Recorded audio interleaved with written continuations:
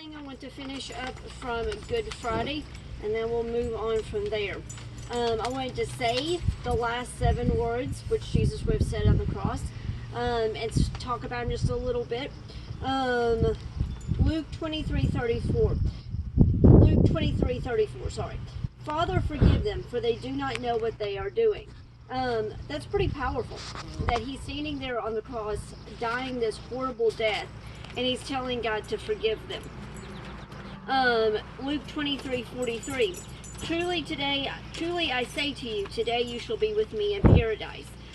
He was speaking to the thief on the cross there, who had said, hey, I know I'm doing wrong, leave Jesus alone. John 19:26-27.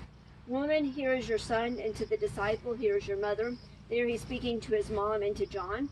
Once again, that's pretty amazing. You know, he's standing there on the cross, dying this horrible, gruesome death, and he's worried about his mom and about the disciple whom he loves, John, and making sure that his mother is going to be taken care of even after he is gone.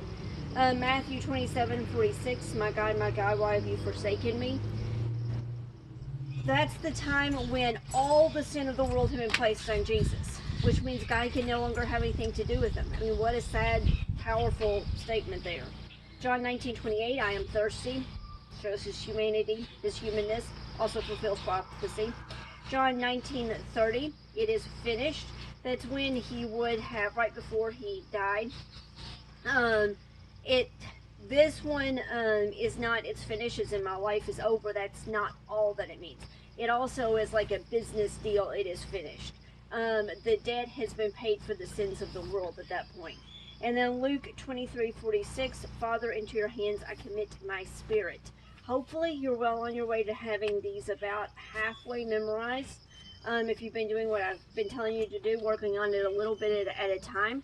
On the 20th, I am trusting you to have that paper put up, not have it out anywhere, not have a Bible out or anything.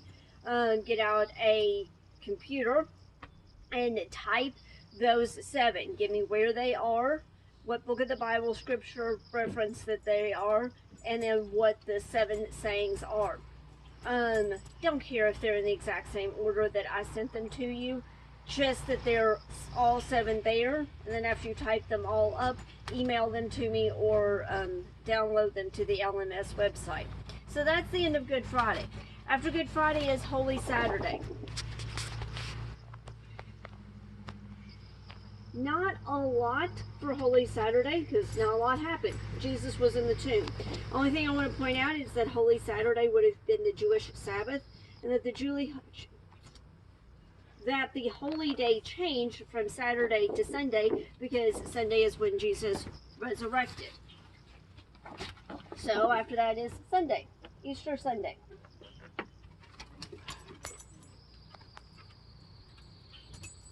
Easter Sunday, I'm going to divide up into 2 days, today and tomorrow. Today we're going to talk about the first 3 Gospels, and then tomorrow we'll talk about the last one. Matthew 28. I lose my place. 57. As evening approached, there came a rich man from Arimathea named Joseph, who had himself become a disciple of Jesus.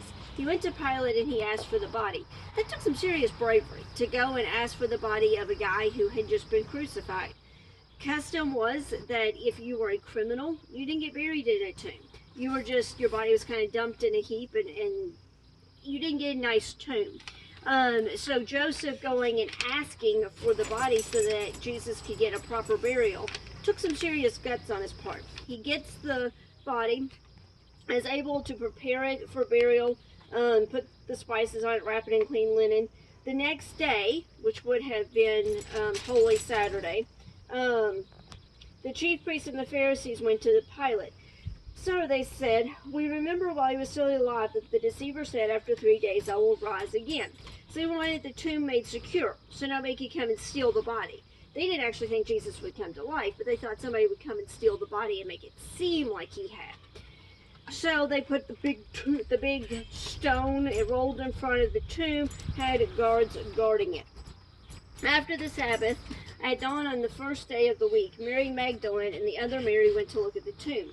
There was a violent earthquake, for the angel of the Lord came down from heaven, and going to the tomb, rolled back the stone and sat on it. His appearance was like lightning, and his clothes were white as snow. The guards were so afraid of him that they shook and became like dead men.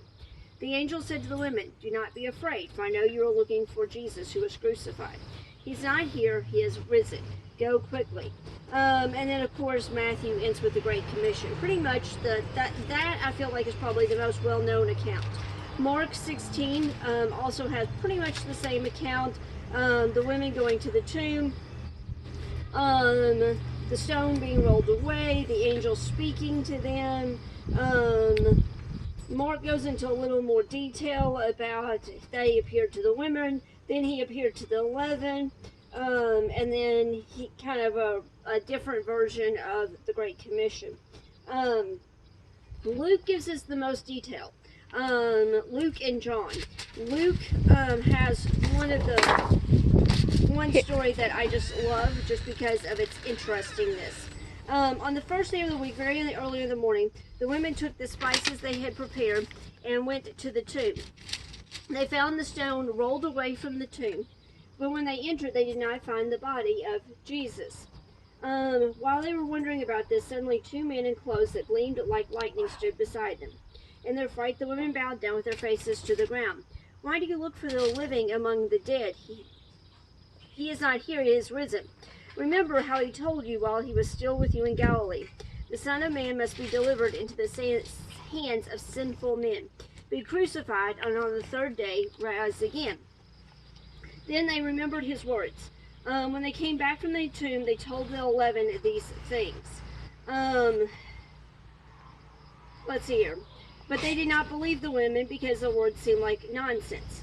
Peter, however, got up and ran to the tomb. Bending over, he saw strips of linen lying by themselves, and he went away wondering. Now, this is what I think is just one of these truly interesting stories. That same day, 2 of them, it would have been 2 disciples, not the closest group of disciples, but 2 disciples, were walking along going to a village called Emmaus, about 7 miles from Jerusalem. They were talking with each other about everything that had happened.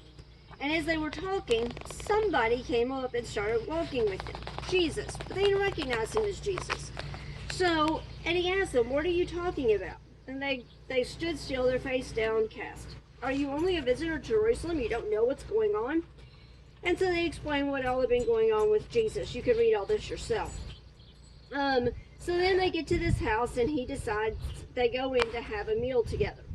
When he was at the table with them, he took bread, gave thanks, broke it, and began to give it to them. Then their eyes were opened, and they recognized him, and he disappeared from their sight. I want you to go back and read that whole thing yourself, but just imagine, put yourself in the shoes of these 2 guys. You know they got to be thinking once they realize that's Jesus, what exactly did we say on the road?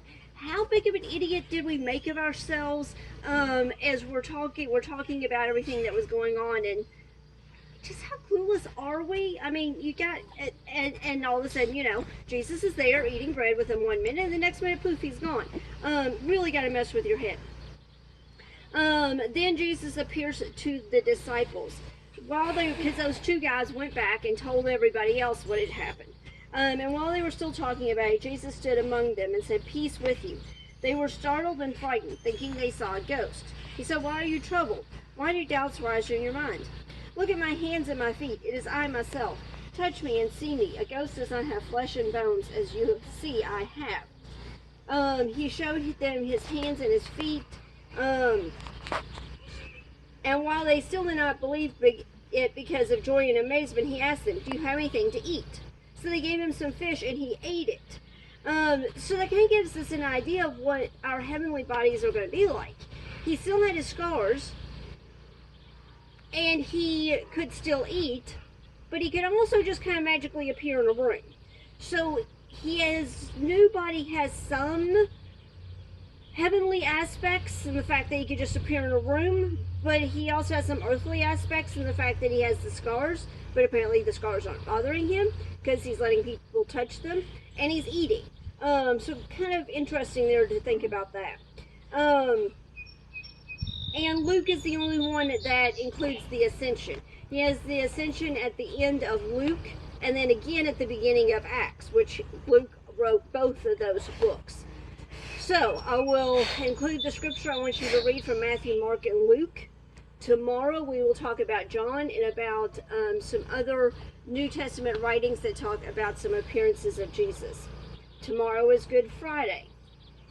Yes. Tomorrow is Good Friday. Normally there's different things going on Good Friday, but of course thanks to this lovely virus, none of that's going to happen tomorrow. So the Association of Preachers of Winchester have asked that at noon everybody just stop and pray. Pray for Good Friday in a different way, for Easter in a different way, for people affected by this virus, that this message of the hope of Easter will be spread in spite of the fact that we can't get together. So see you tomorrow.